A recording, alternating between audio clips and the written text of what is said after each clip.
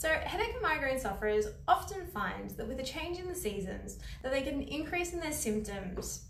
So usually that's an increase in frequency or intensity and also duration of their symptoms. But the most common one is frequency.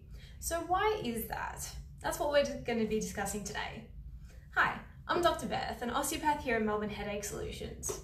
So as I said, a lot of people notice that there's an increase in their symptoms around the changing in the seasons. So why is it, and what can we do about it? So if you're there, say hi, drop a comment, share the message so that a lot of people can get the information out there, because a lot of people are going to be suffering like you.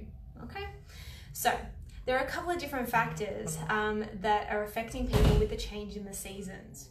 So one of those things, and we're going to be focusing mainly on winter here because that's where we're entering into, is with a decreasing in the levels of light, we actually get a decrease in serotonin. And serotonin, when we get a drop in serotonin, then it can actually negatively affect our headaches and migraines. Because serotonin is actually one of those hormones that positively influences our mood, and also it acts positively in regards to our headaches and migraines. So with a decrease in the levels of light, that can affect us. So there's not a lot that we can do about that, unfortunately. But what we can do is, in winter, because we know that our neck is one of the most affected things in regards to our headaches and migraines and is one of the #1 causes of headaches and migraines, then in winter, we tend to protect our most vulnerable areas where the heat is escaping. So our neck and our stomach. So we tend to scrunch up and protect these areas, which leads to a lot of tension in through our neck and shoulders, which is going to cause those dysfunctions in the neck to be exacerbated or made worse. Hence, we get an increase in those headaches and migraines. So what you really want to be doing is covering up these areas. So wear a scarf, making sure that you're wearing adequate layers, making sure that you're warm enough, okay? We also tend to hibernate during winter. So we don't tend to go out as much. We don't tend to exercise. We're not as physical. We're simply just not moving. We tend to do more indoor activities like watching television, sitting on the couch, and doing those sorts of things, which I know I'm certainly guilty of. But it just means that our bodies aren't moving, okay? So we stiffen up. And when that happens, again, bam, you're more likely to get a headache or a migraine. So you need to make sure that you're moving. And if you're not moving your whole body by getting outdoors, because I know it's likely to be cold and raining and miserable, then what you really need to do is make sure that you're moving your body in specific ways. So doing things like neck circles.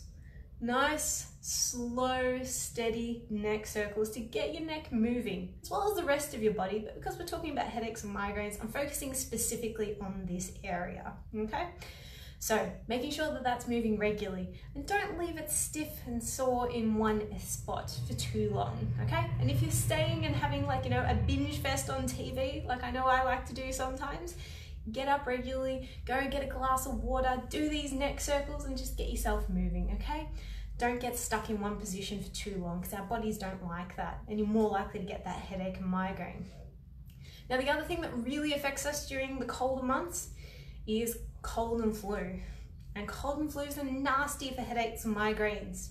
People that don't usually get headaches often get headaches during colds and flus. So for sufferers like us, we know that we're going to get them during that period. And when you get a cold or a flu, your neck really tenses up, it gets really stiff and sore because you're blowing your nose, you're coughing all the time, which is a bit of a mini whiplash motion all the time, and you just stiffen up. So it's bound to set off something.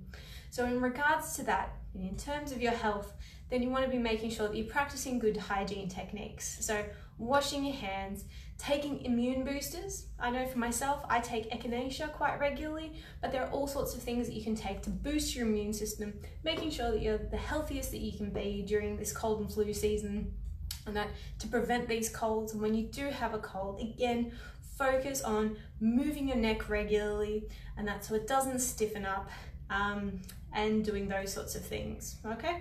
So focusing on the health of your neck and keeping it less stiff and less sore. But obviously, the #1 thing that you want to be doing for your headaches and migraines, because we know that this area is the primary cause of your headaches and migraines, get it assessed get it treated by someone who's trained in headaches and migraines, okay? So if you're suffering with your headaches and migraines, follow these tips, try to decrease your headaches and migraines this winter and help decrease that intensity and that frequency.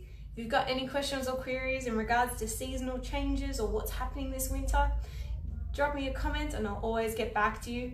And I'd love to see you in the clinic so that I can help you on your journey towards getting rid of these headaches and migraines, because we want them gone for good. Thanks guys, I'll catch you next time.